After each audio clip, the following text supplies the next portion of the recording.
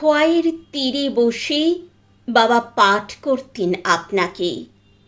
খুব ছেলেবেলা থেকেই আপনি তাই আমার কর্ণকুহরের ভিতরে দিয়ে প্রবেশ করেছিলেন মর্মে।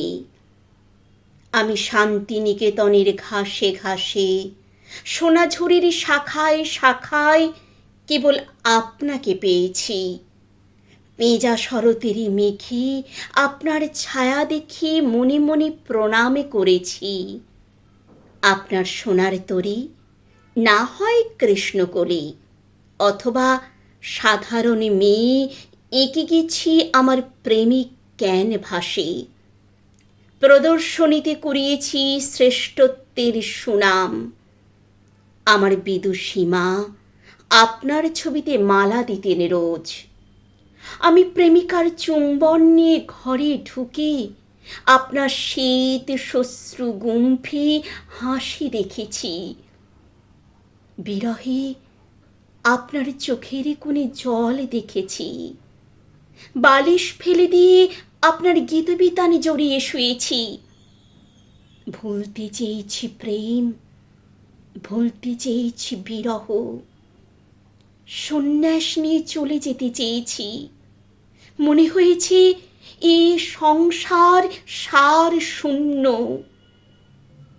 পথে আমার সামনে এসে দাঁড়িয়েছে সোনালি রোদ্দুর, আপনার রাজার সোনার রথ হয়ে।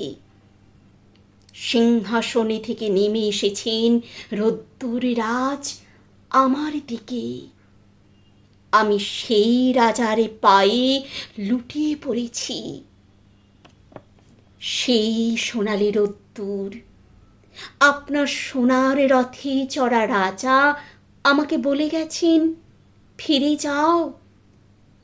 যে কিছু আনন্দ আছে দৃশ্যে গন্ধে গানে, তোমার আনন্দ রবে তার মাঝখানে। অবসরের পরে দিনান্তে আমি এসে বসেছি খোয়াইয়ের তীরের আম জাম তেঁতুলে ঘেরা সাঁওতাল পাড়ায়। নুড়ি কুড়িয়ে কুড়িয়ে আপনার এক মূর্তি করছিল সাঁওতালদের মেয়েটা। আমি জিজ্ঞেস করলাম, কেন গড়ছো? মেয়েটা মূর্তির গায়ে হাত বোলাতে বোলাতে বলল, ভালোবাসি তাই। আমি আপনাকে আশ্রয় নিয়েছি, আপনার ছবিতে প্রণামে করেছি, কিন্তু কখনো ভালোবেসেছি কিনা। মেয়েটাকে আবার জিজ্ঞেস করলাম, কেন ভালোবাসো? সে নির্লিপ্ত হাসিতে উত্তর দিল, হাজারে বছর ধরে পথ হাঁটিতেছি পৃথিবীর পথে, আমি ক্লান্ত প্রাণ এক। এ তো জীবনানন্দ।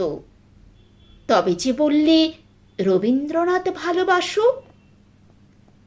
সে আবার অমন নির্লিপ্ত দৃষ্টিতে উত্তর দিল, রবীন্দ্রনাথের কাছে পৌঁছে দেখি সেখানে এক আকাশ আনন্দ নিয়ে বসে আছেন পৃথিবীর সব কবি।